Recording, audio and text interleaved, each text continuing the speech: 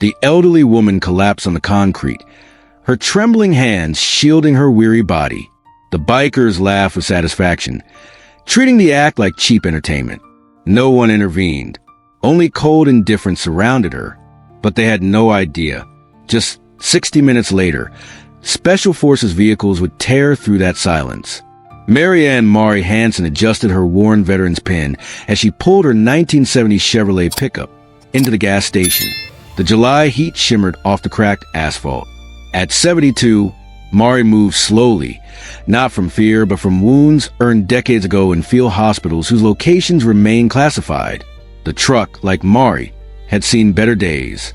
Its blue paint had faded to a weathered gray, with rust claiming territory along the wheel wells, but it ran reliably, stubbornly, just like the woman who'd owned it for nearly 4 decades.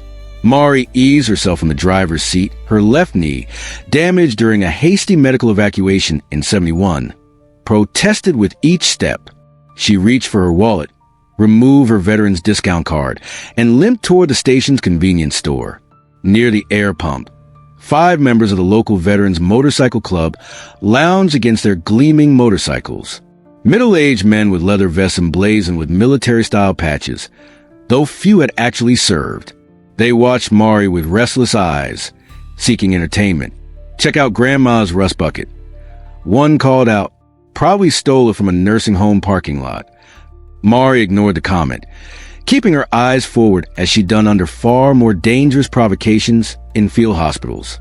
She had learned long ago that some battles weren't worth fighting. Inside, she paid for her gas and a bottle of water.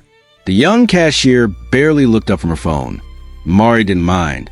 Invisibility had advantages when your memories were as loud as hers. Back at the pump, Mari carefully removed the gas cap and inserted the nozzle. Her hands, once steady enough to stitch wounds under mortar fire, now trembled slightly, making simple tasks require concentration. She didn't notice when a biker approached until a man was beside her, reeking of cigarettes and cheap cologne. "That thing even pass inspection?" the biker asked, running a tattooed finger along the truck's dented fender. "Looks like it should have been crushed 20 years ago, like its owner." Mari looked up, meeting the younger man's gaze with clear gray eyes that had once maintained focus during 12-hour surgeries, while shells exploded outside her medical tent. "Still runs," Mari replied simply, returning her attention to the pump. Something about Mari's calm dismissal ignited anger in the biker. "Hey, I'm talking to you, old lady," he said, raising his voice. "This ain't a retirement home parking lot." The other bikers drifted over, forming a loose semicircle around Mari. The gas station attendant glanced out the window, then deliberately looked away. "Just getting gas," Mari said evenly. "No trouble." "No trouble?" Another biker mocked, knocking the gas nozzle from Mari's hand. Fuel splashed across the concrete. "Trouble's already here, Grandma." Mari bent down slowly to retrieve the nozzle. As she reached for it, the first biker shoved her hard, a casual, cruel gesture that sent the elderly woman sprawling onto the concrete. Mari's palms scraped against the rough surface. Her hips struck the ground with enough force to send a jolt of pain up her spine. Stars danced at the edges of her vision. The bikers laughed. That particular laugh of the young and strong, who have never tested their strength against worthy opponents. "Look at her," one snickered. "Can't even take a little push." Around them, life continued. A woman hurried her child into their car. A truck driver looked away. A teenager recorded the scene, but made no move to help. Mari lay there for a moment, not from inability to rise, but from the crushing weight of realization. This was what she'd served for, the freedom for people to look away when the vulnerable needed help. Slowly, deliberately, she pushed herself up. A thin trickle of blood ran from her temple where she'd struck the concrete. She didn't wipe it away. Instead, she straightened as much as her old injuries would allow, got back into her truck, and started the engine. The bikers moved aside, disappointed by her refusal to beg or cry out. As Mari pulled away, their mocking laughter followed her like shadows stretching in the late afternoon sun. What they couldn't see was the steel in her eyes, the same unflinching resolve that carried her through mass casualty events long before these men were born. Mari drove through town with one hand pressed against her bleeding temple. Head wounds always bled dramatically, but more concerning was the dull ache in her hip. She pulled into Johnson's Auto Parts, hoping to get a replacement starter for her truck. It had been turning over roughly lately. Johnson's son Mike glanced up from his computer, eyes widening slightly at the blood on Mari's face. "You okay, ma'am?" he asked without moving to help. "Fine," Mari replied. "Just wondered if you could order a starter for my '70 Chevy." Making a strange noise when I turned the key. Mike stepped outside, gave the old Chevrolet a cursory glance, and shook his head. "Sorry, we don't stock parts for vehicles this old. And honestly, for a woman your age, it might be time to consider something newer and easier to handle." Mari nodded once, understanding the unspoken message. She was too old, her truck was too old, and neither was worth the effort. Without argument, she returned to her vehicle and drove away. As she navigated the familiar streets, memories washed over her like waves, sharp and relentless. She remembered the humid heat of Vietnam, where her medical unit had worked 16-hour shifts, saving soldiers that other hospitals would have declared beyond help. She recalled the weight of a wounded Special Forces captain across her shoulders as she carried him to safety when their field hospital was overrun. Both of them bleeding, but determined to see home again. The irony wasn't lost on her. She had fought to save lives in a country where she now felt like a stranger, used her skills for freedoms enjoyed by those who would mock an old woman's vulnerability, sacrificed for a society that now looked through her as if she were already a ghost. At 72, she murmured to herself, the worst pain isn't physical, it's being forgotten. She drove to the Veterans Memorial Park at the center of town, finding a wooden bench beneath an oak tree. From her pocket, she removed a handkerchief and dabbed at the blood on her face. Her left arm ached from the fall, and she could feel bruises forming along her hip. A young boy selling lemonade noticed Mari's condition. The child hesitated, then took a cup of lemonade and started walking toward the elderly veteran. His mother quickly called him back with a sharp whisper and shake of her head. Mari pretended not to notice the small rejection, though it stung more than her physical injuries. A group of teenagers passed by, laughing among themselves. "Check it out, zombie apocalypse survivor," one joked, loud enough for Mari to hear. His friend snickered, more like Civil War nurse. Think she treated Lincoln? Mari absorbed their mockery with stoic silence. From her wallet, she carefully extracted a yellowed photograph, handling it with reverence. The photo showed 8 people in field medical uniforms, arms around each other's shoulders, standing before a helicopter. Despite the dirt and exhaustion evident on their faces, each person smiled with the intensity of those who know exactly how precious a moment of safety can be. Mari was on the far right, younger and stronger, but with the same clear eyes. On the back, faded handwriting listed 8 names and a simple phrase: MASH Team Delta, the ones who came back. Behind the photo, Mari kept something she hadn't looked at in over 40 years, a small card with a phone number and the words, "Emergency contact only, Special Forces Medical Support Division." Throughout decades of nightmares, the deaths of her husband and daughter, through every hardship, Mari had never used that number. Pride, perhaps, or the belief that a soldier handles their own troubles. But today, something had broken inside her, not her body, which had endured far worse, but a certain faith in her fellow Americans, a belief that under surface differences, a basic respect existed for those who had served. From her pocket, Mari withdrew her old flip phone. Her fingers, stiff from age and her recent fall, trembled as she punched in the number from the card. She expected nothing. 40 years was a lifetime. The number would be disconnected. The people behind it long retired or dead. But something compelled her to try, perhaps the same instinct that had kept her patients alive when others had given up. The phone rang once, twice, 3 times. Then a voice answered, crisp, alert, professionally neutral. Verification code? Mari hadn't expected an answer. For a moment, she couldn't speak. Then, reaching back through decades of memory, she recalled a response protocol. Delta MASH 7 to 7, she said, her voice steadier than she felt. Marianne Hansen. A pause on the other end. Then with unmistakable recognition, "Stand by for confirmation, Captain Hansen." Mari sat very still on the park bench, the phone pressed to her ear as another voice came on the line.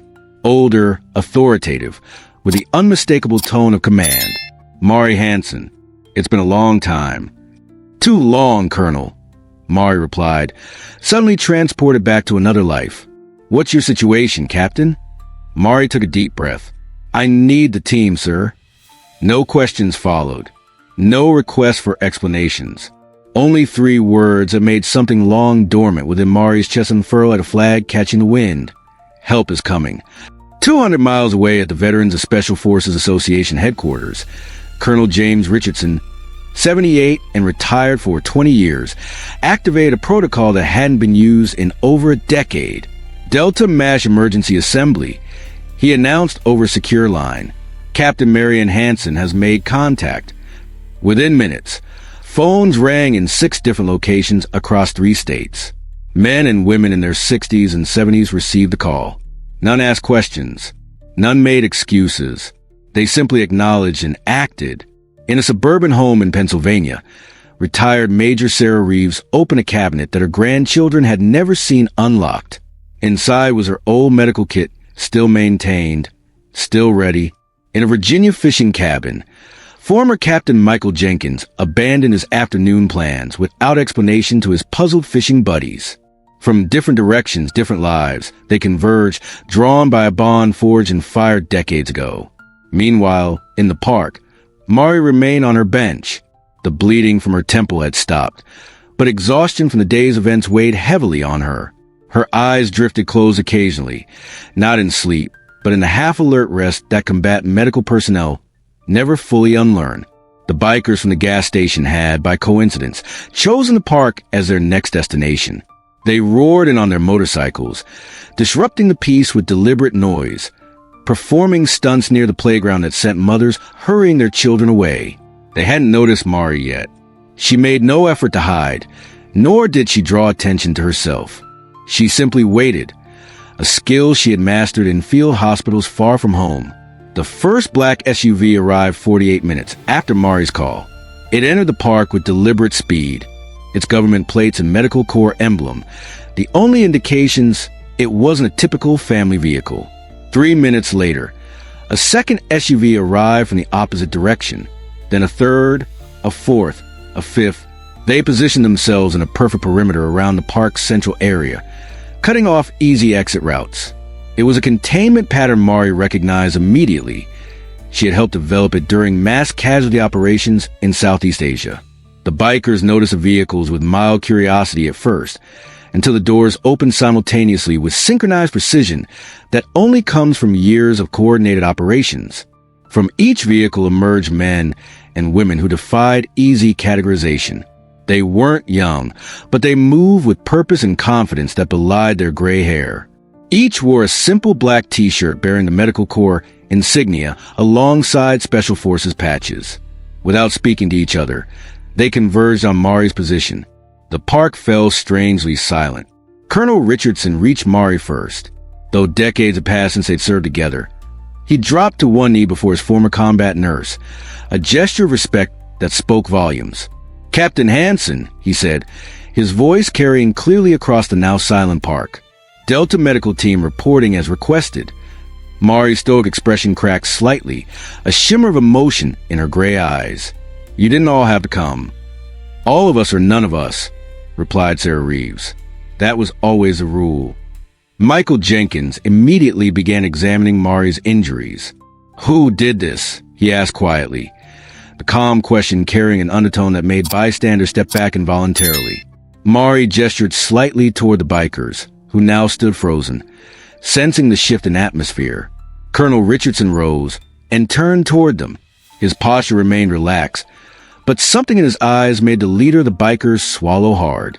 "These men," Richardson announced, loud enough for everyone to hear, laid hands on Navy Cross supporting Medical Officer Captain Marianne Hansen. She saved more wounded soldiers under fire than any medical officer in her division. A collective gasp rippled through the gathering crowd. Smartphones appeared as people began recording. "He's lying," one biker said, though his voice lacked conviction. "That's just some old woman." Sarah Reeves stepped forward. From around her neck, she removed what appeared to be dog tags, but as she held them up, the distinctive metal attached to them became visible. In 1971, Reeves stated, "Captain Hansen led a classified medical evacuation under heavy fire. When our helicopter crashed behind enemy lines, she treated 15 wounded men and helped establish a defensive perimeter until extraction arrived 72 hours later. I was one of the pilots she pulled from the burning wreckage." People in the crowd began to whisper among themselves. Several removed their hats in respect.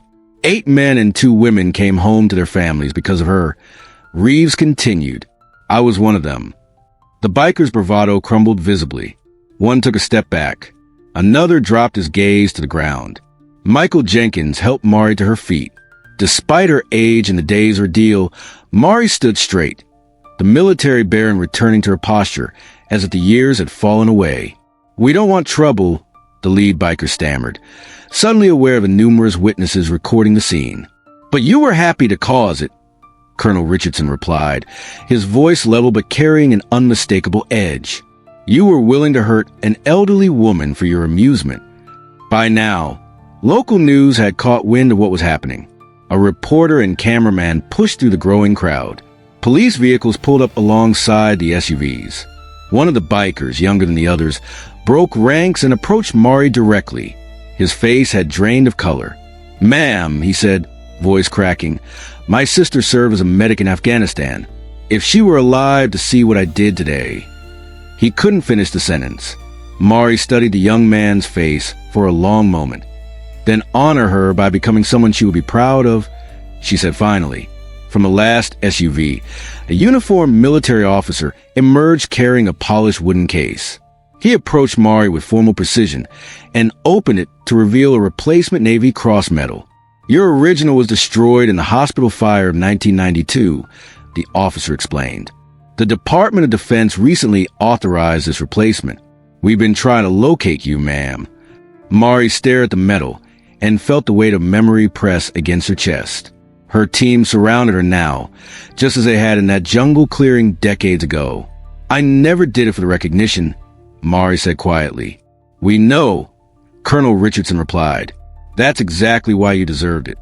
The Veterans Association Hall filled beyond capacity that evening. Word had spread rapidly, first through social media, then local news. The story of a forgotten hero found after decades of quiet anonymity resonated deeply. Mari sat in the front row, uncomfortable with the attention. Her Delta medical team surrounded her, these men and women who had dropped everything to come to her aid, forming a protective honor guard of gray-haired warriors. As she prepared to drive home in her old Chevrolet pickup, which 3 local mechanics had already volunteered to restore free of charge, Mari paused to fix a new sticker to the rear bumper, "Proud Veteran." It was small, understated, but no longer hidden. Colonel Richardson rested a hand on his old friend's shoulder. "Will you be all right, Mari?" Mari looked around at the town that had suddenly seen her for the first time in decades. "I think so," she said thoughtfully. "Sometimes you have to fall down to be seen." "You never fell, Mari," Richardson corrected gently. "You've been standing at attention for 50 years. The rest of us just finally remembered to look up. Type respect if you believe our veterans deserve to be honored. Have you ever witnessed someone being treated unfairly? Share your story in the comments below.